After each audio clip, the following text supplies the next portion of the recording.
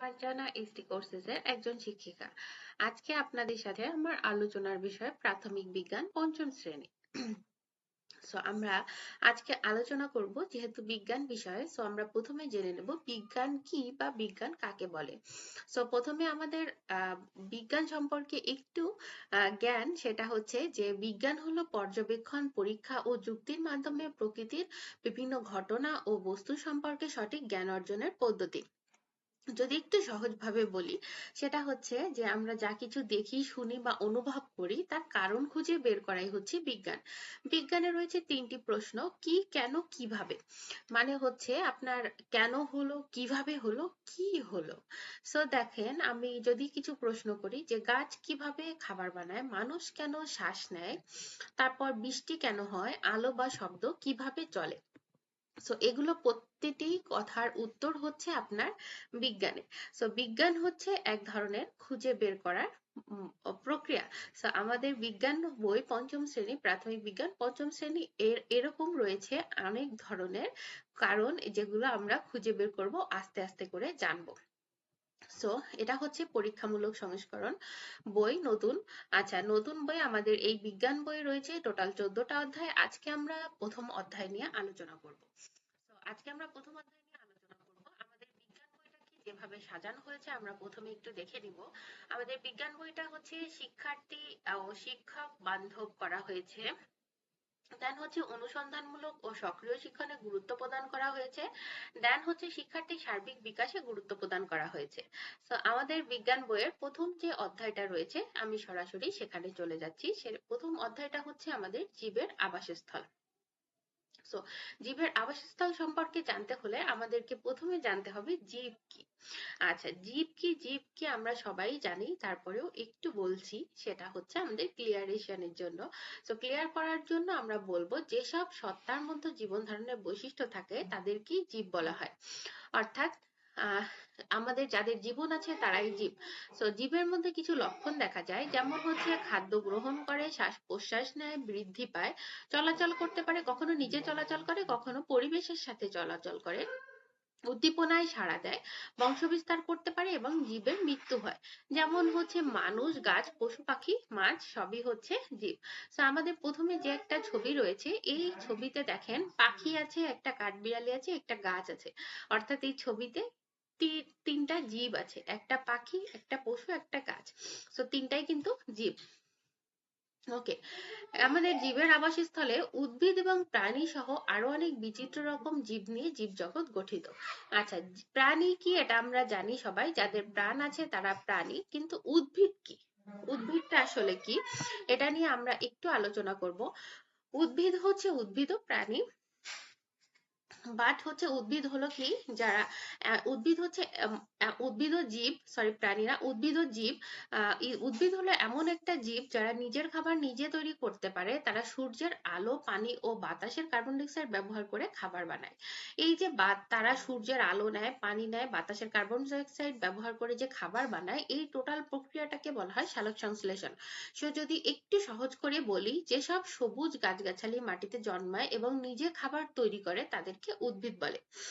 উদ্ভিদের উদাহরণ যদি আমরা দিয়ে থাকি, তাহলে আম গাছ, ধান গাছ, ঘাস, ফুল গাছ, শাকসবজি ইত্যাদি, এগুলো হচ্ছে উদ্ভিদ। জীবজগতে বিচিত্র ধরনের উদ্ভিদ ও প্রাণী রয়েছে। কোন কোন জীব স্থলভাগ বা মাটিতে বাস করে, কেউ আবার পানিতে বা মাটি ও পানি উভয় স্থানেই বসবাস করে। কোন কোন জীবের প্রয়োজন ছায়াযুক্ত পরিবেশ, আবার কারো প্রয়োজন আছে আলো আছে এমন পরিবেশ। এই অধ্যায়ে আমরা জীবের আবাসস্থল, বিভিন্ন আবাসস্থলে উদ্ভিদ ও প্রাণীর ধরন এবং পরিবেশে তাদের টিকে থাকার কৌশল ইত্যাদি সম্পর্কে জানবো।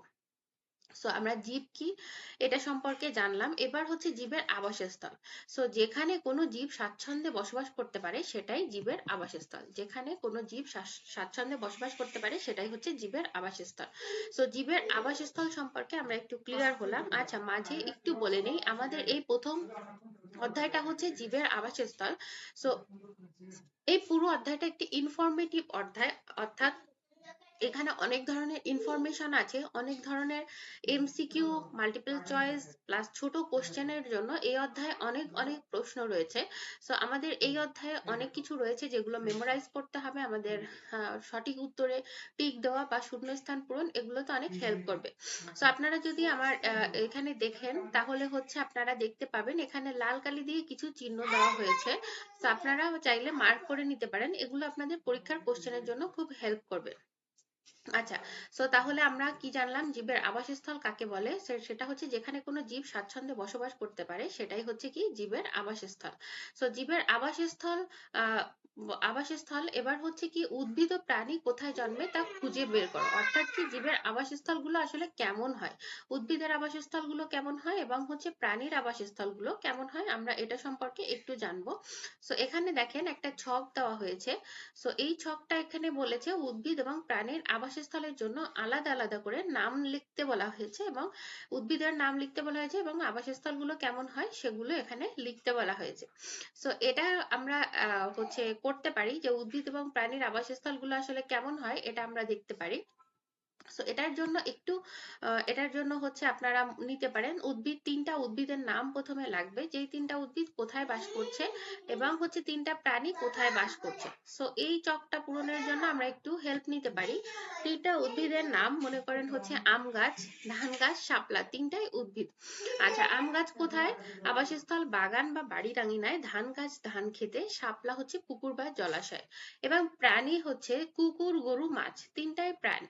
আচ্ছা, কুকুরের আবাসস্থল বাড়িতেই হয়, গরু গোয়াল ঘরে, মাছ হচ্ছে পুকুর বা নদীতে হয়। সো এটা হচ্ছে আমাদের উদ্ভিদ বা প্রাণীর আবাসস্থল কেমন হয় এই ছকটা পূরণের জন্য একটু আপনাদেরকে আইডিয়া দেওয়া হলো। আচ্ছা, নেক্সট হচ্ছে এখানে যে আমরা আবাসস্থল সম্পর্কে জানলাম সেটার একটা সারসংক্ষেপ বলা হয়েছে যে বিভিন্ন জীব বিভিন্ন ধরনের আবাসস্থলে জন্মে ও বসবাস করে। জল ও স্থলভেদে যেমন বিভিন্ন ধরনের উদ্ভিদ জন্মে তেমনি বিভিন্ন ধরনের আবাসস্থলে ভিন্ন ভিন্ন রকমের প্রাণী বাস করে থাকে। আচ্ছা, বিভিন্ন আবাসস্থলে বিভিন্ন ধরনের উদ্ভিদ ও প্রাণী সম্পর্কে আরো কিছু জানি, অর্থাৎ আমাদেরকে আরো কিছু জানার জন্য বলা হয়েছে। সো জীবের বসবাসের জন্য বিভিন্ন ধরনের পরিবেশ রয়েছে। জীবের বসবাসের জন্য পরিবেশ রয়েছে এখানে বিভিন্ন ধরনের। প্রথম হচ্ছে স্থলজ পরিবেশ, জলজ পরিবেশ এবং হচ্ছে মেরু অঞ্চলের পরিবেশ। সো এসব পরিবেশে বসবাসরত প্রাণীদের মধ্যে রয়েছে ভিন্নতা। পরিবেশের বিভিন্ন আবাসস্থলের যেমন ভিন্ন ভিন্ন বৈশিষ্ট্য রয়েছে, তেমনি এখানে বসবাসকারী বিভিন্ন প্রাণীর মধ্যে বৈচিত্র্যতাও লক্ষ্য করা যায়। সো সো এখানে দেখেন একটা ছবি দেওয়া হয়েছে সুন্দর করে, ছবিটাতে আপনার বিভিন্ন পরিবেশের যে উদ্ভিদগুলো রয়েছে, এখানে জলজ উদ্ভিদ যেগুলো রয়েছে এগুলোরও ছবি রয়েছে, স্থলজ উদ্ভিদ যেগুলো রয়েছে এগুলোরও ছবি রয়েছে। ছবিটাতে আমাদের বিভিন্ন পরিবেশের উদ্ভিদগুলোকে একসাথে দেখানো হয়েছে। ওকে, সো এবার হচ্ছে বলা হয়েছে স্থলজ আবাসস্থলটা আসলে কেমন হয়। ঠিক আছে, স্থলজ আবাসস্থলটা কেমন হয় আমরা এই ছবিতেই দেখতে পাচ্ছি। কিছু স্থলে যে গাছগুলো রয়েছে বড় বড় গাছ, সো এই গাছগুলো হচ্ছে স্থলজ আবাসস্থল। সো এখানে আমাদের অনেক এমসিকিউ রয়েছে, স্থলভাগের উদ্ভিদ কোনগুলো, স্থলজ আবাসস্থলগুলো কেমন হয়। ঠিক আছে, সো প্রথম লাইনটা মার্ক করা আছে দেখবেন, মাটি বা ভূমির পরিবেশ হলো স্থলজ আবাসস্থল। মাটি বা ভূমির পরিবেশ হলো স্থলজ আবাসস্থল। উদ্ভিদ ও প্রাণীর একটি বড় অংশ স্থলজ পরিবেশে বসবাস করে, অর্থাৎ উদ্ভিদও বাস করে প্রাণীও বাস করে স্থলজ পরিবেশে। স্থলভাগের উদ্ভিদ হলো আম, জাম, কাঁঠাল, নারকেল, কলা, নিম, কড়ই, মেহগনি ইত্যাদি।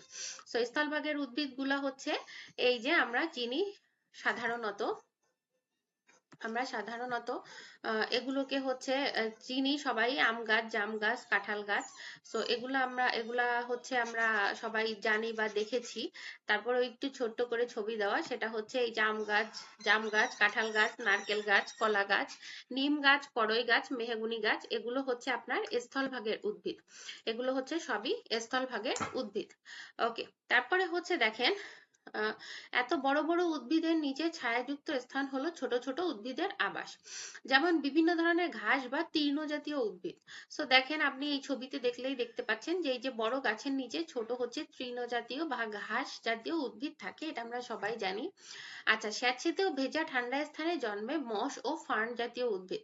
আচ্ছা, মস ও ফার্ন জাতীয় উদ্ভিদ, সো মস এবং ফার্ন আমরা জানি কিনা, সো আমরা একটু মস এবং ফার্ন দেখে নিব।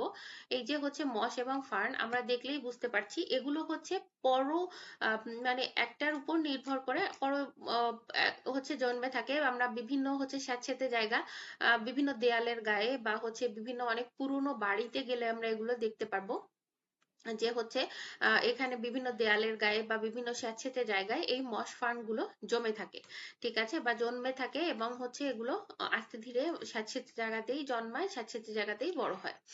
তো এগুলো হচ্ছে আপনাদের এগুলো হচ্ছে স্যাঁতসেঁতে ভেজা ঠান্ডা স্থানে জন্মে। কোনো কোনো উদ্ভিদ আবার বড় উদ্ভিদের গায়ে আশ্রয় নিয়ে বেঁচে থাকে, যেমন অর্কিড, বিভিন্ন ধরনের ফার্ন, অর্কিডও অন্য উদ্ভিদের গায়ে আশ্রয় নিয়ে বেঁচে থাকে। আবার প্রাণীদের মধ্যে রয়েছে মানুষ, গরু, ছাগল, হাতি, বাঘ, শেয়াল, হাঁস, মুরগি, বিভিন্ন রকমের পাখি, ইঁদুর, কেঁচো, পিঁপড়া ইত্যাদি। আচ্ছা, স্থলজ আবাসস্থলের মধ্যে অনেক বৈচিত্র্য রয়েছে, যেমন বনজ, মরুজ, তৃণভূমি ইত্যাদি। ওকে, সো আমরা এখানে পড়লাম, প্রথম কোশ্চেন হচ্ছে স্থলজ আবাসস্থল কি, মাটি বা ভূমির পরিবেশ হলো স্থলজ আবাসস্থল। সো এখানে উদ্ভিদ ও প্রাণীর একটা বড় অংশ স্থলজ পরিবেশে বসবাস করে। সেকেন্ড হলো স্থলজ ভাগের উদ্ভিদ কোনগুলো, এগুলো আমাদেরকে জানতে হবে। তারপর হচ্ছে বড় বড় উদ্ভিদের নিচে ছায়াযুক্ত স্থানে ছোট ছোট যে উদ্ভিদ জন্মায় এগুলো কি, ঘাস বা তৃণ জাতীয় উদ্ভিদ। দেন হচ্ছে স্যাঁতসেঁতে ভেজা ঠান্ডা স্থানে যেগুলো জন্মে এগুলো হচ্ছে মস ফার্ন জাতীয় উদ্ভিদ। আবার হচ্ছে বড় উদ্ভিদের গায়ে আশ্রয় নিয়ে বেঁচে থাকে, এগুলো হচ্ছে অর্কিড বা বিভিন্ন ধরনের ফার্ন। আবার প্রাণীদের মধ্যে রয়েছে কোনগুলো, মানুষ, গরু, ছাগল, হাতি, বাঘ, শেয়াল, হাঁস, মুরগি, বিভিন্ন রকমের পাখি, ইঁদুর, কেঁচো, পিঁপড়া ইত্যাদি। আবার স্থলজ আবাসস্থলের মধ্যে অনেক বৈচিত্র্য রয়েছে, যেগুলো হচ্ছে কি বনজ, মরুজ এবং হচ্ছে কি তৃণভূমি। ওকে, আমরা এগুলো একটা একটা সম্পর্কে জানবো। আচ্ছা, প্রথমে হচ্ছে বনজ আবাসস্থল। প্রথমে হচ্ছে বনজ আবাসস্থল। সো বনজ আবাসস্থলের দিকে একটু যদি আমরা খেয়াল করি, সো দেখেন এখানে একটা সুন্দর ছবি দেওয়া হয়েছে, যেই ছবিতে হচ্ছে আমরা অনেক কিছু দেখতে পাচ্ছি, হরিণ, বাঘ, কুমির, অনেক কিছুই দেখা যাচ্ছে এবং অনেক গাছপালাও দেখা যাচ্ছে। সো বনজ আবাসস্থলটা প্রথমে কি দেখেন, আমরা জানি যে বন বলতে বোঝায় হচ্ছে যেখানে প্রাকৃতিকভাবে অনেক ধরনের আহ, উদ্ভিদ জন্মে থাকে, সেগুলোকে বলা হয় সেখানে বলা হয় বন। আচ্ছা, সুন্দরবন বা হচ্ছে শালবন, এখানে কিন্তু কেউ যে গাছ লাগিয়ে দিয়ে আসে না, এখানে যে গাছগুলো জন্মায় এগুলো প্রাকৃতিক ভাবেই জন্মায়, এই জন্য এটাকে বলা হয় বন। আচ্ছা, সো এখন হচ্ছে যখন কোনো স্থানে প্রাকৃতিকভাবে বিভিন্ন ধরনের উদ্ভিদ প্রচুর পরিমাণে জন্মায় তখন সেখানে বনের সৃষ্টি হয়। সো বনের সৃষ্টি কিভাবে হয়, দেন হচ্ছে আমাদের দেশের শালবন, সুন্দরবন। বনের উদ্ভিদদের মধ্যে শাল বা গজারি, মেহগনি, সুন্দরী, গেওয়া, গর্জন অন্যতম। এছাড়াও আছে গুল্ম, তীর্ণ, মস ও ফার্ন জাতীয় উদ্ভিদ। বনজ পরিবেশে অনেক প্রাণীও বসবাস করে, যেমন আমাদের সুন্দরবনে আছে বাঘ, হরিণ, বানর, কুমির, বিভিন্ন ধরনের পাখির আবাসস্থল। সো আমাদের মেইন কথা হচ্ছে আমাদের বন কোন দুইটা আছে, শালবন, সুন্দরবন। দেন হচ্ছে শালবনের বনের উদ্ভিদগুলো কি কি হয় এটা আমাদের মনে রাখতে হবে, শাল, গজারি, মেহগনি, সুন্দরী, গেওয়া, গর্জন অন্যতম। এছাড়া কি রয়েছে, এছাড়া রয়েছে গুল্ম, তীর্ণ, মস, ফার্ন।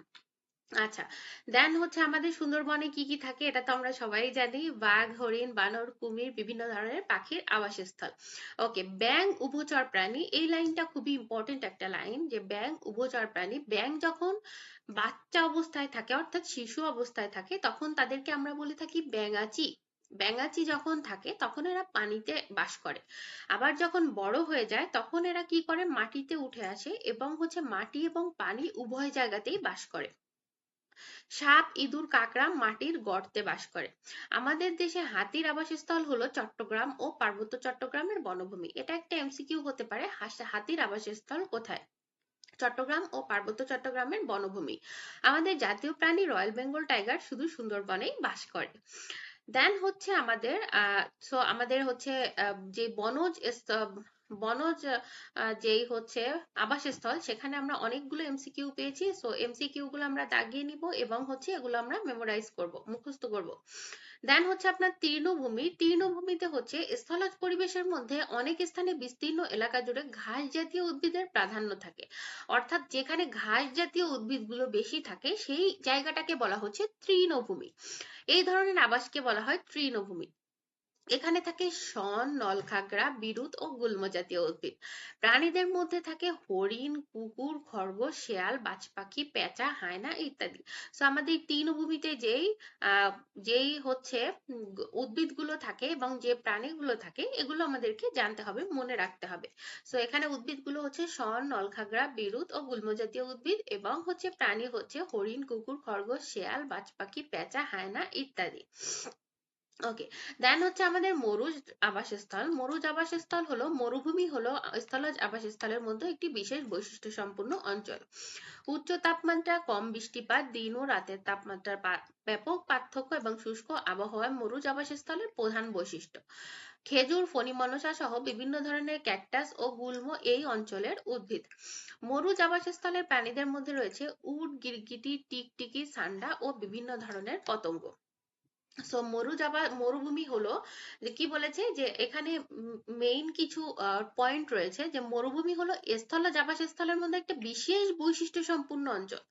যেখানে সব থেকে মনে রাখতে হবে এটা, যে মরুভূমির বৈশিষ্ট্যটা হচ্ছে আপনার উচ্চ তাপমাত্রা হবে, কম বৃষ্টিপাত, দিন ও রাতের তাপমাত্রার মধ্যে কি ব্যাপক একটা পার্থক্য, অনেক বড় একটা পার্থক্য থাকে, এবং শুষ্ক আবহাওয়ায় মরুজ আবাসস্থলের প্রধান বৈশিষ্ট্য। মরুজ আবাসস্থল হচ্ছে আপনার খেজুর, ফণিমনসা সহ বিভিন্ন ক্যাকটাস ও গুল্ম জাতীয় অঞ্চলের উদ্ভিদ। মরুজ আবাসস্থলের প্রাণীও রয়েছে কিছু, তাহলে মরুজ আবাসস্থলের উদ্ভিদ এবং প্রাণী আমাদেরকে মনে রাখতে হবে। উদ্ভিদ হচ্ছে খেজুর, ফণিমনসা, ক্যাকটাস, গুল্ম। আর হচ্ছে আপনাদের প্রাণী রয়েছে উট, গিরগিটি, টিকটিকি, সান্ডা এবং বিভিন্ন ধরনের পতঙ্গ। সো আমাদের এগুলো মনে রাখতে হবে এমসিকিউ এবং শূন্যস্থানের জন্য। দেন হচ্ছে আমাদের মেরু অঞ্চল। সো মেরু অঞ্চলের সাইডে সুন্দর একটা তুষার বা বরফে ঢাকা একটা ছবি রয়েছে, ছবিটা আমরা দেখতে পাচ্ছি। সো মেরু অঞ্চল হচ্ছে পৃথিবীর কোনো কোনো অঞ্চল বরফে ঢাকা থাকে, যেমন মেরু অঞ্চল। মেরু অঞ্চলটা হচ্ছে আপনার সম্পূর্ণ বরফে ঢাকা থাকে। এই অঞ্চলে খুবই কম উদ্ভিদ জন্মে। এদের মধ্যে আছে আর্টিকিউলো, কটন গ্রাস এবং লাইকেল জাতীয় উদ্ভিদ। So this is very important line, যা এখানে মেরু অঞ্চলের উদ্ভিদ কোনগুলো, আর্টিকিউলো, কটন গ্রাস এবং লাইকেন জাতীয় উদ্ভিদ। কিছু অন্যান্য বৈশিষ্ট্যের প্রাণী এই অঞ্চলে বাস করে। সো কোন কোন প্রাণীগুলো এই অঞ্চলে, মেরু অঞ্চলে বাস করে? শ্বেত ভালুক, সিল এবং পেঙ্গুইন ইত্যাদি।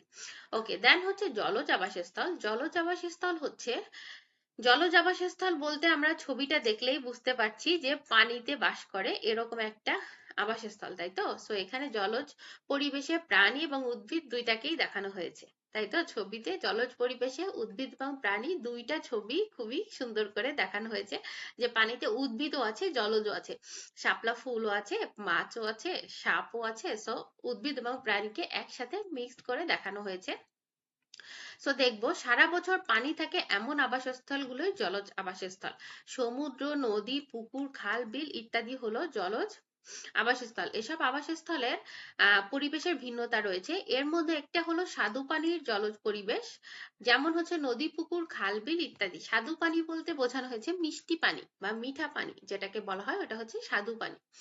আচ্ছা, যেমন হচ্ছে নদী, পুকুর, খাল, বিল ইত্যাদি। এই পরিবেশে জন্মানো বিভিন্ন উদ্ভিদের মধ্যে রয়েছে শাপলা, পদ্ম, কুচুরিপানা, খুদিপানা, টোপাপানা ও বিভিন্ন ধরনের শৈবাল। প্রাণীদের মধ্যে রয়েছে রুই, কাতলা, মৃগেল, পাঙ্গাস সহ অনেক ধরনের মাছ, কুমির, কাছিম, কাঁকড়া, শামুক, ঝিনুক, চিংড়ি ইত্যাদি। সো আমাদের হচ্ছে জলজ প্রাণীদের, জলজ উদ্ভিদ এবং প্রাণী দুইটা একসাথেই ছবিতে দেখতে পাচ্ছি। এখানে জলজ উদ্ভিদ কোনগুলো, প্রাণী কোনগুলো আমরা মার্ক করে বাছাইও করতে পারবো, এবং এখানে যে আপনার উদ্ভিদ এবং প্রাণীকে আলাদা করে মার্ক করা হয়েছে এগুলো আমরা মেমোরাইজ করব, মনে রাখবো। দেন হচ্ছে সামুদ্রিক আবাসস্থল। সামুদ্রিক আবাসস্থলে প্রাণী ও উদ্ভিদ দুটাকেই দেখা যাচ্ছে ছবিতে। সো এখানে ছবিতে সামুদ্রিক আবাসস্থলের বড় একটা তিমি মাছ দেখা যাচ্ছে, দেন হচ্ছে ছোট ছোট মাছও দেখা যাচ্ছে, উদ্ভিদও দেখা যাচ্ছে।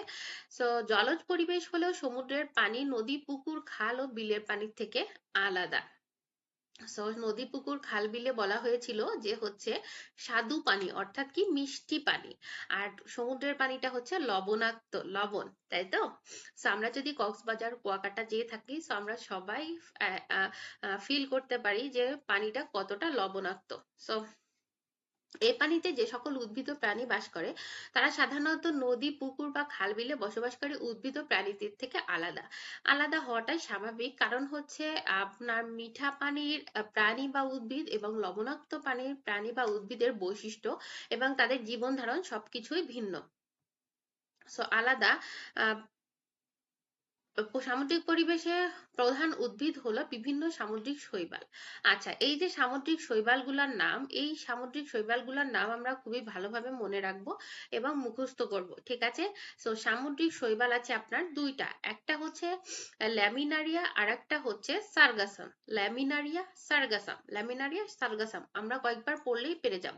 সো আমাদের সামুদ্রিক শৈবাল রয়েছে দুইটা, ল্যামিনারিয়া এবং সার্গাসাম, এবং সামুদ্রিক ঘাস রয়েছে দুইটা, যেটা হচ্ছে জস্টেরা অ্যান্ড হ্যালোডিউল। জস্টেরা অ্যান্ড হ্যালোডিউল আর হচ্ছে কি আপনার দুইটা সামুদ্রিক শৈবাল। সো দুইটা সামুদ্রিক শৈবাল অ্যান্ড দুইটা সামুদ্রিক ঘাসের নাম আমরা খুবই ভালোভাবে মুখস্থ করব, কারণ এগুলো থেকে এমসিকিউ আসতে পারে, শূন্যস্থানও আসতে পারে, বা 1 মার্কের কোশ্চেন, ছোট কোশ্চেনও আসতে পারে। আচ্ছা, সো সামুদ্রিক প্রাণীগুলোর মধ্যে কি রয়েছে, সামুদ্রিক প্রাণী কোনগুলো আমরা খুবই ভালোভাবে জানি, তারপরেও আমরা একটু জেনে নিব। সামুদ্রিক প্রাণীগুলোর মধ্যে রয়েছে তিমি, ডলফিন, অক্টোপাস, হাঙর, লাল কাঁকড়া, তারা মাছ, জেলিফিশ সহ অসংখ্য প্রজাতির মাছ। সমুদ্রের লোনা পানির মাছের মধ্যে প্রধান মাছ, সো সমুদ্রের পানিটা কি ছিল, লবণাক্ত, তাই তো? সো লোনা পানির মাছের মধ্যে প্রধান মাছ হচ্ছে আপনার রূপচাঁদা, লইট্টা, লাক্ষা, কোরাল, স্যামন, টুনা, ইলিশ ইত্যাদি। ঠিক আছে? সো দেন হচ্ছে আমরা জলাভূমি নিয়ে একটু আলোচনা করব। সো কিছু কিছু নিচু এলাকা বছরের বেশিরভাগ সময় জলমগ্ন থাকে, বাকি সময় শুষ্ক থাকে, এদেরকে বলে হচ্ছে কি জলাভূমি, তাই তো? এসব এলাকায় ঋতু অনুযায়ী উদ্ভিদ ও প্রাণীর উপস্থিতি ভিন্ন হয়। বাংলাদেশের হাওর, বাওর এ ধরনের জলাভূমি। তাহলে কিন্তু দুইটা জলাভূমি পাওয়া গেছে, একটা হচ্ছে কি বলেছে, হাওর এবং বাওর, দুইটা হচ্ছে কি জলাভূমি। আচ্ছা, এ ধরনের জলাভূমি স্বাদু পানির হতে পারে, ঠিক আছে, মানে মিষ্টি পানির জলাভূমি হতে পারে, যেমন হচ্ছে রাতালগুল, হাকালুকি হাওর, ঠিক আছে? সো রাতালগুল, হাকালুকি হাওর এ ধরনের জলাভূমি। আবার লোনা লোনা পানির জলাভূমিও হয়ে থাকে। সো এটা হচ্ছে নোনা পানির জলাভূমিও রয়েছে লবণাক্ত পানির, সেটা হচ্ছে সুন্দরবন। আচ্ছা, পানির গভীরতার সাথে সাথে এখানে জীববৈচিত্র্যের পরিবর্তন হয়। এখানকার বিশেষ উদ্ভিদ হলো কলমি, হেলেঞ্চা, হিজল, করচ, বরুণ ইত্যাদি। এই পরিবেশে বিভিন্ন ধরনের প্রাণী যেমন মাছ, সাপ, ব্যাঙ ও জলচর প্রাণী দেখা যায়। সো আমরা হচ্ছে এতক্ষণ যে আবাসস্থলগুলো দেখলাম, বা হচ্ছে আমরা এতক্ষণ যে আবাসস্থলগুলোর দেখেছি, এর মধ্যে কিছু প্রাণী, কোন প্রাণী কোথায় থাকে, কোন উদ্ভিদ কোথায় থাকে, সো এগুলো আমাদের খুব ভালোভাবে জানতে হবে। আমরা প্রথমে দেখলাম স্থলজ আবাসস্থল, দেন হচ্ছে বনজ আবাসস্থল, দেন তৃণভূমি, দেন হচ্ছে মরুজ আবাসস্থল, দেন মেরু আবাসস্থল, দেন হচ্ছে জলজ আবাসস্থল, সামুদ্রিক আবাসস্থল এবং জলাভূমি। সো আমরা কিন্তু অনেকগুলো আবাসস্থল দেখে ফেলেছি। আই রিপিট, আবার বলছি, প্রথমে দেখেছি স্থলজ আবাসস্থল, বনজ আবাসস্থল, তৃণভূমি, মরুজ আবাসস্থল, মেরু আবাসস্থল, জলজ আবাসস্থল, সামুদ্রিক আবাসস্থল, জলভূমি। তাহলে আমরা টোটাল 8টা আবাসস্থল দেখেছি, ঠিক আছে? সো 8টা আবাসস্থলের ভিতর অনেক ধরনের ইনফরমেশন রয়েছে এবং অনেক ইনফরমেটিভ কোশ্চেন রয়েছে, যেগুলো আমাদেরকে মুখস্থ করতে হবে। আপনারা চাইলে দাগিয়ে নিতে পারেন, দাগিয়ে নিলে পড়তে সুবিধা হবে। ওকে, দেন হচ্ছে most important and most excited একটা হচ্ছে টপিক, সেটা হচ্ছে জীবের অভিযোজন। আচ্ছা, জীবের অভিযোজনটা আসলে কিভাবে হয়? ওকে, সো প্রথমেই জানবো অভিযোজনটা কি। আচ্ছা, নির্দিষ্ট বাসস্থান বা পরিবেশের সাথে জীবের খাপ খাইয়ে বেঁচে থাকার প্রক্রিয়াকে অভিযোজন বলে। পরিবেশে খাপ খাইয়ে নেওয়ার জন্য বিভিন্ন ধরনের উদ্ভিদের মধ্যে বিশেষ কিছু বৈশিষ্ট্য লক্ষ্য করা যায়। প্রাণীদের মধ্যেও বাহ্যিক বা অভ্যন্তরীণ গঠনগত নানা রকম পার্থক্য বা পরিবর্তন দেখা যায়। আচ্ছা, জীবের অভিযোজন কৌশল অনুসন্ধান। সো জীবের অভিযোজন কৌশল অনুসন্ধান বলতে বোঝানো হয়েছে যে কি পরিবেশের সাথে খাপ খাইয়ে বেঁচে থাকার যে প্রক্রিয়াটা, এই পুরো প্রক্রিয়াটাকে বলা হয়েছে অভিযোজন। সো এখানে আপনাকে কুচুরিপানা মুরগি এবং হাঁস এবং পায়ের চিত্র নিয়ে আপনাকে এখানে একটা হচ্ছে পরীক্ষা করতে বলা হয়েছে, বা হচ্ছে এখানে একটা আমরা কি করব যে কুচুরিপানা হচ্ছে জলজ উদ্ভিদ, এরা পানিতে কেন ভেসে থাকে, ঠিক আছে, আমরা এটা নিয়ে একটু আলোচনা করব। তারপরে হচ্ছে মুরগির পাটা কেমন হবে, হাঁসের পাটা কেন, হাঁস কেন পানিতে সাঁতার কাটতে পারে, বাট হচ্ছে মুরগি কেন হাঁসের মতো সাঁতার কাটতে পারে না, দুইটার পায়ের মধ্যে পার্থক্য রয়েছে, ঠিক আছে। সো এই যে পুরো ব্যাপারটা, এই পুরো ব্যাপারটার একটা সারসংক্ষেপ রয়েছে। সো আমরা ডান দিকে তাকালে দেখতে পারবো তিনটা ছবি রয়েছে, একটা কচুরিপানা, একটা হাঁসের পা, একটা মুরগির পা, ঠিক আছে। সো আমরা একটু দেখি, এখন আমি যে লাইনটা পড়বো এই লাইনটা খুবই ইম্পর্টেন্ট একটা লাইন, এই লাইনটা আমাদের অনেক ভালোভাবে মনে রাখতে হবে। আচ্ছা, কুচুরিপানার মধ্যে যে ফাঁপা অংশ থাকে তাকে বলা হয় বায়ুকুঠুরি। আপনার কিন্তু অবশ্যই এই কোশ্চেনটা কোনো না কোনো পরীক্ষায় থাকবে যে বায়ুকুঠুরি কাকে বলে, ঠিক আছে, অথবা কুচুরিপানার মধ্যে যে ফাঁপা অংশ থাকে তাকে কি বলে। সো এই কোশ্চেনটা আমরা অবশ্যই মার্ক করব, আমরা অবশ্যই দাগিয়ে রাখবো। এই বায়ুকুঠুরি কচুরিপানাকে জলজ পরিবেশে ভেসে থাকতে সাহায্য করে। অর্থাৎ এক কথায় উত্তর হচ্ছে কচুরিপানা যে জলের উপরে বা পানির উপরে ভেসে থাকে, এই ভেসে থাকার কারণটা হচ্ছে বায়ুকুঠুরি, ঠিক আছে। সো বায়ুকুঠুরি জলজ পরিবেশে উদ্ভিদের একটি অভিযোজন, মানে জলজ পরিবেশে যে কচুরিপানাটা থাকছে, ভেসে থাকছে, সুন্দর করে মানিয়ে থাকছে, পানির সাথে যে সুন্দর মিলেমিশে থাকছে, সেই মিলেমিশে থাকার মেইন কারণটা হচ্ছে বায়ুকুঠুরি। ওকে, দেন হচ্ছে মুরগির পা গুলো, মুরগির পা এবং হাঁসের পায়ের মধ্যে একটু পার্থক্য দেখি। মুরগির পা গুলো শক্ত, লম্বা, শক্ত নখরযুক্ত হয়, ফলে মুরগি মাটি খুঁড়ে পোকা বের করে খেতে পারে। হাঁসের পা গুলো পাতার মতো পর্দা বিশিষ্ট, এতে হাঁস সহজে পানিতে সাঁতার কাটতে পারে। আচ্ছা, হাঁসের পায়ে যে একটা পর্দা আছে এর কারণে হাঁস সাঁতার কাটতে পারে, বাট মুরগির পাটা কিন্তু শক্ত, লম্বা এবং নখরযুক্ত, অর্থাৎ মুরগির পা এবং হাঁসের পা দুইটা পায়ের কাজ কিন্তু আলাদা। ওকে, সো নেক্সট একটা টপিকস রয়েছে জীবের অভিযোজন সম্পর্কে আরো জানি। এই প্যারাটা খুবই ইম্পর্টেন্ট, এই প্যারাটা আমরা খুব মনোযোগ দিয়ে একটু পড়বো। তো এখানে বলা হয়েছে কোনো জীব যে নির্দিষ্ট পরিবেশে বসবাস করে সেই পরিবেশে সুষ্ঠুভাবে বেঁচে থাকার জন্য নিচের গঠন ও শরীরবৃত্তীয় কাজের পরিবর্তন ঘটায়, একে অভিযোজন বলে। ওকে, সো আমি আবার রিপিট করছি, কোনো জীব যে নির্দিষ্ট পরিবেশে বসবাস করে সেই পরিবেশে সুষ্ঠুভাবে বেঁচে থাকার জন্য নিজের গঠন ও শরীরবৃত্তীয় কাজের পরিবর্তন ঘটায়, একে অভিযোজন বলে। মূলত বাসস্থান, আত্মরক্ষা, প্রজনন বা বংশবৃদ্ধির জন্য জীবে এসব পরিবর্তন ঘটে থাকে। ওকে, দেন হচ্ছে স্থলজ পরিবেশ। স্থলজ আবাসস্থলের মধ্যে প্রধান হলো বনজ পরিবেশ, ঠিক আছে। সেটা খুবই ইম্পর্টেন্ট একটা কোশ্চেন, সেটা হচ্ছে, আচ্ছা আমরা একটু আগে দেখলাম স্থলজ আবাসস্থল, বনজ আবাসস্থল, তৃণভূমি, মরুজ আবাসস্থল, মেরু আবাসস্থল, জলজ আবাসস্থল, সামুদ্রিক আবাসস্থল অ্যান্ড জলাভূমি। সো এই যে আবাসস্থল গুলো সম্পর্কে জানলাম, আবাসস্থল গুলো আমরা দেখলাম কোন উদ্ভিদ থাকে, কোন প্রাণী থাকে, বাট আবাসস্থল গুলোর পরিবেশটা কেমন হয়, ঠিক আছে, আবাসস্থল গুলোর পরিবেশ গুলো কেমন হয়, আমরা অভিযোজন যেহেতু আমরা এসেছি, সো অভিযোজন করতে গেলে একটা পরিবেশের সাথে খাপ খাওয়াতে গেলে সো এই পরিবেশগুলো আসলে কেমন হয়, এই জন্য অভিযোজনের ভিতরে আমরা জানবো যে এই পরিবেশ, যেই আমরা আবাসস্থলগুলো দেখেছি আবাসস্থলের পরিবেশগুলো সম্পর্কে এখন একটু একটু করে জানবো আমরা। আচ্ছা, প্রথমে হচ্ছে স্থলজ পরিবেশ। স্থলজ আবাসস্থলের প্রধান হলো বনজ পরিবেশ। এখানে প্রচুর পরিমাণে বৃক্ষ জাতীয় উদ্ভিদ জন্মে, এদের কাণ্ড শক্ত, মোটা এবং শাখা প্রশাখা যুক্ত। এদের মূল ও মোটা, শক্ত, বিস্তৃত শাখা প্রশাখা যুক্ত, ফলে এরা কাণ্ডকে দৃঢ়ভাবে মাটির সাথে আটকে রাখতে পারে। শীতকালে বায়ু শুষ্ক থাকায় উদ্ভিদের পাতার মাধ্যমে পানি বের হয়ে যাওয়ার পরিমাণ স্বাভাবিকের চেয়ে বেশি, এতে পানি শূন্য হয়ে উদ্ভিদের মৃত্যু হতে পারে। এরকম বিপদ থেকে রক্ষা পেতে কোনো কোনো উদ্ভিদ শীতকালে পাতা ঝরিয়ে ফেলে।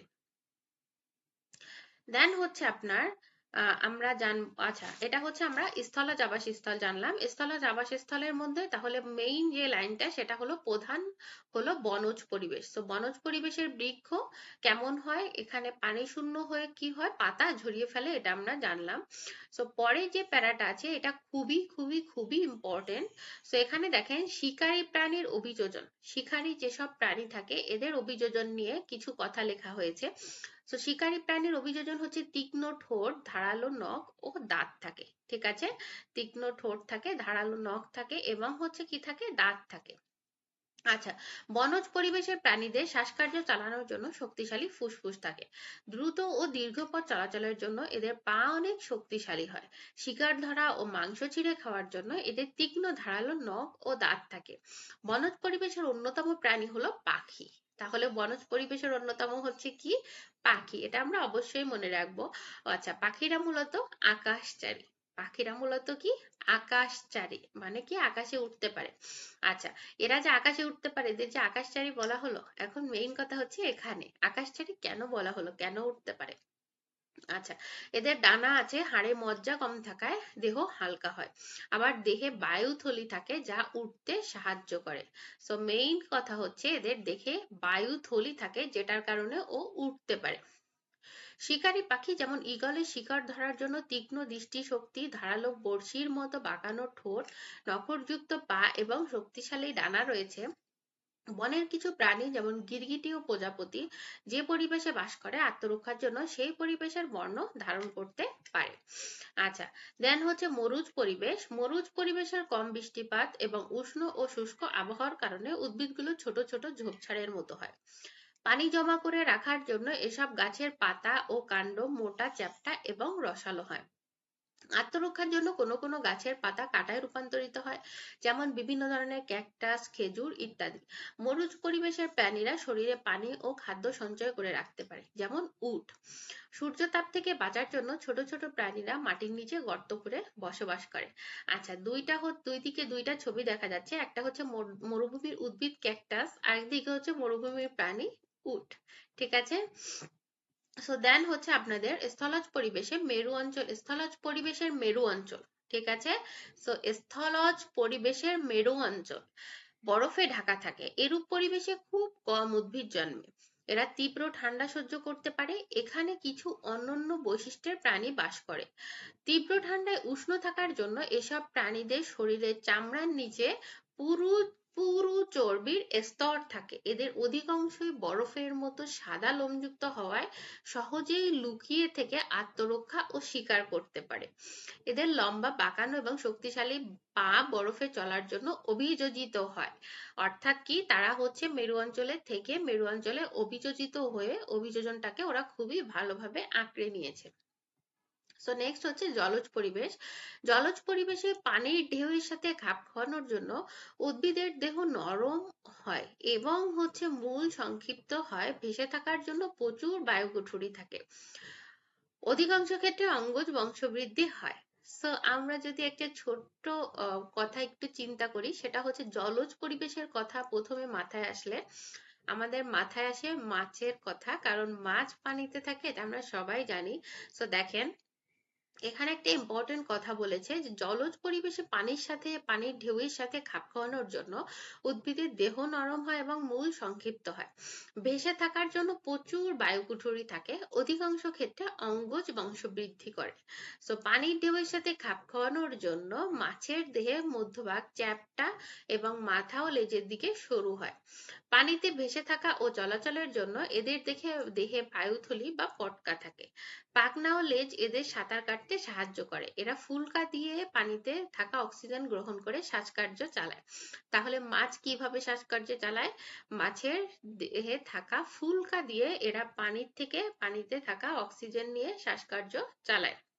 এখন দেখেন, একটা কোশ্চেন এখানে দেওয়াই হয়েছে, যেটা মার্ক করা আছে, মাছ পানিতে কিভাবে অক্সিজেন নেয়? মাছ ফুলকার সাহায্যে পানিতে থাকা অক্সিজেন নেয়। মাছ কি করে? ফুলকার সাহায্যে পানিতে থাকা অক্সিজেন নেয়। ওকে। সো দেন হচ্ছে আপনার পরের কোশ্চেন, পরের হচ্ছে প্যারাতে আপনাদের রয়েছে জলজ পরিবেশের সবচেয়ে বিস্তীর্ণ, সরি, জলজ পরিবেশের সবচেয়ে বিস্তীর্ণ অঞ্চল হলো সামুদ্রিক পরিবেশ। এই পরিবেশে পানির লবণাক্ততা ও পানির প্রবল চাপ মোকাবেলার জন্য জীবের অভিযোজন ঘটে। বিভিন্ন ধরনের ভাসমান শৈবালী এই পরিবেশের প্রধান উদ্ভিদ। সামুদ্রিক মাছেরও মাথা ও লেজের দিকে সরু এবং মধ্যভাগ চওড়া হয়। সো আমরা সামুদ্রিক মাছ দেখলেই বুঝতে পারি, আমরা যদি তিমি মাছ দেখি বা অন্য যে কোনো মাছ দেখি, সো দেখলেই বুঝতে পারবো যে এদের মাথা ও লেজের দিকে সরু এবং মধ্যভাগটা অনেক বেশি চওড়া হয়।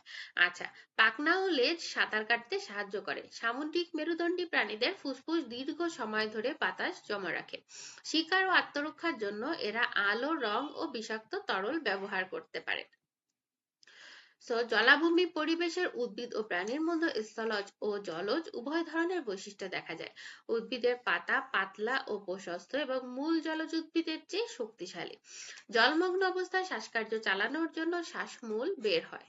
আচ্ছা, জলভূমি যখন পানিতে পূর্ণ থাকে তখন সেখানে জলজ উদ্ভিদ ও প্রাণীর আধিক্য দেখা যায়। পানি কমে গেলে কিছু কিছু প্রাণী অল্প পানিতে বা কাদার মধ্যে লুকিয়ে থেকে আত্মরক্ষা করে। সুন্দরী গাছের মূলগুলো মাটির উপরে উঠে আসে কেন? আপনাদের এখানে একটা সংক্ষিপ্ত প্রশ্ন হয়েছে এবং প্রশ্নের উত্তরও দেওয়া আছে যে সুন্দরী গাছের মূলগুলো, সুন্দরী গাছ বলতে কি বোঝাচ্ছে? সুন্দরী গাছটা অবশ্যই আমাদের কোথায় আছে? সুন্দরবনে, তাই তো? সুন্দরবন মানে কি হচ্ছে? এটা বনজ আবাসস্থল বা বনজ পরিবেশে। তো এখানে মাটিগুলো, মূলগুলো মাটির উপরে কেন উঠে আসে? সুন্দরবনের মাটি লবণাক্ত ভেজা, এর ফলে এই বনে সুন্দরী গাছের মূলগুলো শ্বাসকার্য চালাতে প্রয়োজনীয় অক্সিজেন গ্রহণ করতে পারে না। কি হয়েছে? লবণাক্ত এবং ভেজার কারণে অক্সিজেন গ্রহণ করতে পারে না। এজন্য কিছু মূল, শাখা মূল মাটির উপরে উঠে আসে, এদেরকে শ্বাসমূল বলে। যেগুলো মাটির উপরে থাকে এগুলোকে বলছে হচ্ছে শ্বাসমূল। শ্বাসমূলে অনেক ছিদ্র থাকে যার মাধ্যমে সুন্দরী গাছ বায়ু থেকে শ্বাসকার্য চালানোর জন্য অক্সিজেন শোষণ করতে পারে। সো নেক্সট হচ্ছে আপনাদের রয়েছে জীবের বাসস্থান ও অভিযোজনগত বৈশিষ্ট্য খুঁজে বের করা। আমরা হচ্ছে বইয়ের প্রথমে একটা ছক দেখেছিলাম, যেই ছকে হচ্ছে আমরা উদ্ভিদ এবং উদ্ভিদের আবাসস্থল, প্রাণী এবং প্রাণীর আবাসস্থল এই সম্পর্কে জেনেছিলাম। এখানে হচ্ছে আমরা জানবো জীবের আবাসস্থল এবং অভিযোজনগত বৈশিষ্ট্য। জীবের আবাসস্থল এবং অভিযোজনগত বৈশিষ্ট্য সম্পর্কে জানার জন্য আপনাদেরকে হচ্ছে এখানে একটা ছক দেওয়া হয়েছে যে আমরা যেইগুলো শিখেছি সেইগুলো হচ্ছে আমরা যেন এখানে লিখতে পারি। যেগুলো শিখেছি এগুলো যেন এখানে আমরা পরীক্ষা দিতে পারি। অর্থাৎ পুরো যে অধ্যায়টা আমরা পড়লাম এই অধ্যায়ের উপর একটা সারমর্ম বা সারাংশ বলতে পারেন। পুরো অধ্যায়ের উপর একটা কি বলতে পারেন? সারমর্ম বা সারাংশ। এখানে দেখেন, এখানে কিছু উদ্ভিদের নাম দেওয়া হয়েছে যে জীবের বাসস্থান ও অভিযোজন। ঠিক আছে? জীবের বাসস্থান ও অভিযোজন, এটাকে হচ্ছে আচ্ছা, জীবের বাসস্থান ও অভিযোজন। জীবের বাসস্থান ও অভিযোজনের হচ্ছে আপনার এখানে দেওয়া হয়েছে সুন্দরী গাছ, শাপলা, বাজ পাখি, শ্বেত ভাল্লুক, ফণী মনসা। আর অভিযোজনগত বৈশিষ্ট্য অর্থাৎ এদের অভিযোজন করার ক্ষমতাটা কেমন সেটা এখানে দেখাতে হবে। এই ছকটা আমরা একটু ফ্লাপ করার চেষ্টা করব যে এই ছকটার উত্তরটা আসলে কেমন হবে। এটা যদি আমরা একটু দেখি যে আমাদের এখানে প্রথমে রয়েছে সুন্দরী গাছ। সুন্দরী গাছের বাসস্থানটা কেমন হবে এবং অভিযোজনগত বৈশিষ্ট্যটা কেমন হবে? সুন্দরী গাছের যে বাসস্থান সেটা হতে পারে আপনার, সুন্দরী গাছের বাসস্থানটা হবে আপনার উপকূলীয় লবণাক্ত জলাভূমি। আমরা জানি, কারণ হচ্ছে আপনার সুন্দরী গাছটা আমরা দেখেছি যে হচ্ছে বনজ আবাসস্থলে থাকে, তাই তো? বনজ আবাসস্থলে, তাহলে এটা লবণাক্ত জলাভূমি অবশ্যই। লবণাক্ত পানি সহ্য করতে পারে। আর কি? সুন্দরী গাছের শ্বাসমূল আছে, তাই তো? দেন হচ্ছে আপনার শাপলা। শাপলার ক্ষেত্রে হচ্ছে আপনি কি করতে, শাপলা আবাসস্থল কোথায় হবে বা বাসস্থান কোথায় হবে? শাপলার বাসস্থান অবশ্যই পুকুর, বিল, হ্রদ এখানে হবে, অর্থাৎ পানিতে, জলজ পরিবেশে, তাই তো? শাপলার বৈশিষ্ট্য হচ্ছে কি হতে পারে? যে চওড়া পাতা পানির উপর ভেসে থাকে, লম্বা নরম ডাঁটা। ঠিক আছে? ওকে। দেন হচ্ছে আপনার বাজ পাখি। বাজ পাখি তো অবশ্যই কোথাও কোনো বনে থাকবে বা পাহাড়ে থাকবে বা খোলা আকাশে থাকবে, পাখি যেহেতু। আচ্ছা, এটা হচ্ছে কি? শক্ত ডানা আর তীক্ষ্ণ দৃষ্টি, অনেক তীক্ষ্ণ দৃষ্টি এবং শক্ত ডানা।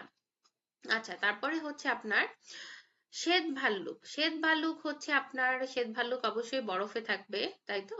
এটা হচ্ছে বরফের ভিতরে থাকে, বরফের ভিতরে হচ্ছে আপনার মিলে যায়। ওদের হচ্ছে পুরো একটা স্তর থাকে, চামড়ার স্তর, যেটা হচ্ছে ওরা অভিযোজিত হয়ে মানে ওদের ঠান্ডাটা কম লাগে, ওরা নিজেদেরকে নিজেরা আত্মরক্ষা করতে পারে। দেন হচ্ছে ফণী মনসা বা ক্যাকটাস। এটা হচ্ছে মরুভূমিতে থাকে। এটা হচ্ছে কাণ্ডে পানি জমিয়ে রাখে আর পাতাগুলো হচ্ছে কাঁটায় পরিণত হয়। ক্যাকটাসের পাতাগুলো পাতাগুলো কেমন থাকে আমরা সবাই জানি, আমাদের মানে অনেকের বাসায় কম বেশি ক্যাকটাস থাকে। আচ্ছা, আমরা হচ্ছে এই অধ্যায়ে যে আলোচনাগুলো করলাম, এই আলোচনাগুলো অনেক ইনফরমেশন রয়েছে, অনেক কিছু উদ্ভিদ প্রাণী সম্পর্কে জানার রয়েছে। সো এগুলোর ভিত্তিতে আপনাদের অনুশীলনীতে, বইয়ের অনুশীলনীতেই 3টি হচ্ছে সঠিক উত্তরে টিক চিহ্ন দাও, এবং হচ্ছে 3টি আপনার শূন্যস্থান রয়েছে এবং কিছু প্রশ্ন রয়েছে। ঠিক আছে? সো আমি হচ্ছে আপনাদেরকে একটু সঠিক উত্তরে টিক চিহ্ন দাও এগুলো একটু দেখিয়ে দিই। যে হচ্ছে দেখেন, জলজ উদ্ভিদের অনন্য বৈশিষ্ট্য কোনটি? অনন্য বৈশিষ্ট্য হচ্ছে কোনটা? বায়ুকুঠুরি। জলজ উদ্ভিদে পাতা পুরু এটা হবে না, ফুল কাঁটাযুক্ত এটা হবে না, তাহলে কোনটা হবে? বায়ুকুঠুরি। আচ্ছা, মাংসাশী প্রাণীর প্রধান বৈশিষ্ট্য কি? মাংসাশী প্রাণী দ্রুত গতি, এটা হবে না। বড় আকৃতি, এটা হবে না। তাহলে তীক্ষ্ণ দাঁত, এটা হবে, তাই তো? আর চর্বির স্তর, এটা তো হচ্ছে মেরু অঞ্চলের প্রাণী। আচ্ছা, শ্বাসমূল কোন উদ্ভিদে পাওয়া যায়? তো একটু আগেই আমরা দেখলাম সুন্দরী, সুন্দরীতে হচ্ছে কি আছে? শ্বাসমূল। ওকে, সো দেন হচ্ছে আপনার ফিল ইন দা গ্যাপস বা শূন্যস্থান। এটা হচ্ছে জলজ উদ্ভিদকে পানিতে ভেসে থাকতে সাহায্য করে কোনটা? বায়ুকুঠুরি, আমরা পড়েছি। দেন হচ্ছে তীব্র ঠান্ডায় প্রাণীর দেহকে গরম রাখে কোনটা? চর্বি স্তর। দেন হচ্ছে ছায়াযুক্ত স্থানের একটি উদ্ভিদ হলো কি? ছায়াযুক্ত স্থানের উদ্ভিদ ফার্ন এবং মস, আমরা পড়েছি। সো দেন হচ্ছে আপনাদের সংক্ষিপ্ত প্রশ্নের উত্তর আমি যেগুলো মার্ক করতে বলেছি। সো দেখেন, এখানে কিছু দেওয়া আছে। জীবের আবাসস্থল বলতে কি বোঝায়? স্বাদু পানির পরিবেশে কি ধরনের প্রাণী ও উদ্ভিদ থাকে? জলজ প্রাণীতে কি ধরনের অভিযোজন ঘটে? দেন হচ্ছে আপনার বর্ণনামূলক অর্থাৎ বড় প্রশ্ন, স্থলজ উদ্ভিদ ও প্রাণীর বৈশিষ্ট্যগুলো লেখো। তারপরে হচ্ছে আপনার জলজ উদ্ভিদের উদ্ভিদ ও প্রাণীর বৈশিষ্ট্যগুলো উল্লেখ করি। সামুদ্রিক পরিবেশের প্রাণীদের অভিযোজনের ক্ষেত্রগুলো কি কি, উদাহরণ সহ ব্যাখ্যা করি। সো আপনারা পুরো অধ্যায়টাকে খুবই ভালোভাবে পড়বেন, এবং হচ্ছে এখানে যে সংক্ষিপ্ত প্রশ্ন এবং বর্ণনামূলক প্রশ্নের উত্তর রয়েছে, অবশ্যই আপনারা বইয়ের থেকে খুঁজে খুঁজে নিজেরাই এগুলো সলভ করতে পারবেন, এবং অবশ্যই আমাকে জানাবেন যে প্রশ্নগুলো সলভ করতে পেরেছেন কিনা। তাহলে আমার খুবই ভালো লাগবে যে আপনারা পুরো অধ্যায়টা পড়েছেন এবং প্রশ্নগুলো সলভ করতে পেরেছেন। অবশ্যই আমাকে জানাবেন প্রশ্নগুলো সলভ করতে পেরেছেন কিনা, এবং হচ্ছে যদি প্রশ্ন সলভ করার জন্য আমার কোনো ধরনের হেল্প লাগে তাহলেও আমাকে বলবেন, আমি আমার পক্ষ থেকে আপনাদেরকে হেল্প করার জন্য চেষ্টা করব। সো আমাদের আজকে আমরা পড়লাম বিজ্ঞানের প্রথম অধ্যায়, জীবের আবাসস্থল। ইনশাল্লাহ আমরা নেক্সট ক্লাসে পড়ব বিজ্ঞানের দ্বিতীয় অধ্যায়, জীব ও পরিবেশের পারস্পরিক নির্ভরশীলতা। ঠিক আছে? সো সবাই ভালো থাকবেন, সুস্থ থাকবেন। আল্লাহ হাফেজ, আসসালামু আলাইকুম। ধন্যবাদ সবাইকে।